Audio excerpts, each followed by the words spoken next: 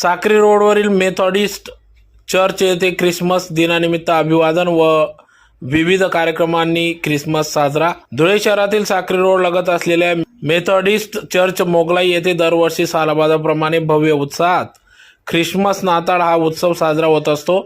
त्यानिमित्ताने या ठिकाणी धुळे शहरातील सर्व ख्रिस्ती धर्माचे समाज बांधव एकत्रित येत असतात व आपला उत्सव मोठ्या उत्साहात साजरे करीत असतात।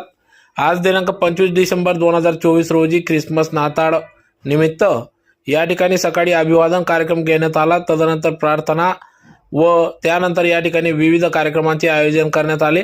तर येणाऱ्या सर्व समाज बांधवांसाठी या ठिकाणी मिष्टान्न जेवण समाज बांधवांना देण्यात आले। तर संपूर्ण सप्ताहभर या ठिकाणी विविध कार्यक्रमांचे आयोजन केले जात असते, ज्यात प्रामुख्याने सांस्कृतिक कार्यक्रम, विविध स्पर्धा, ज्यात नाटिका, डान्स, विविध सांस्कृतिक कार्यक्रम या ठिकाणी पार पडले। तर त्याचबरोबर महिला पुरुषांसाठी क्रिकेट स्पर्धा, रनिंग, सायकल अशा विविध स्पर्धा देखील घेण्यात आल्या। तसेच समाज बांधवांना एकत्रित घेऊन सहल यात्रेचे देखील आयोजन करण्यात येत असते।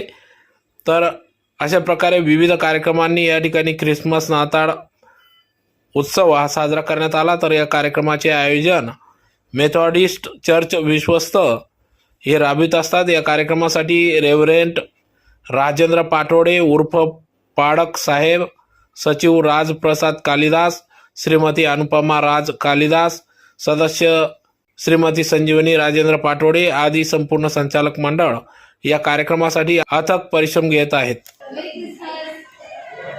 सर बोला।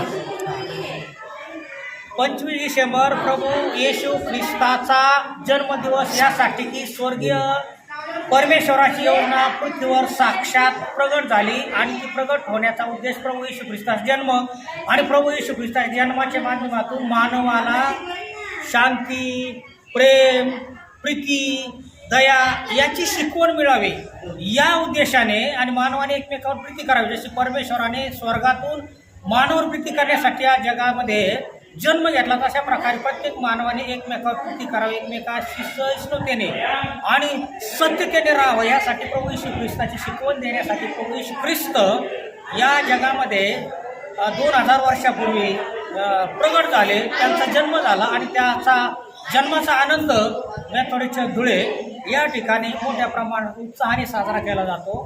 आणि म्हणून त्या निमित्ताने आज चर्चमध्ये सकाळी साधारणपणे 10:30 ते 12 वाजेपर्यंत प्रभू येशू ख्रिस्ताच्या पवित्र नावामध्ये पवित्र बायबलवर आधारित प्रवचन देण्यात आलं।